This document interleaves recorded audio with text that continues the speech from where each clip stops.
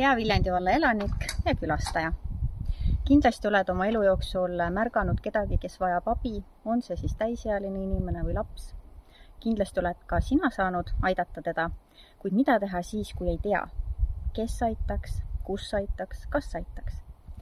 Töövälisel ajal, kui märkad, et keegi meie vallas vajab tuge ja abi, siis hädaohu korral, ehk siis, kui inimene vajab kindlasti kohe abi, muidu juhtub midagi väga halba, siis helista 112.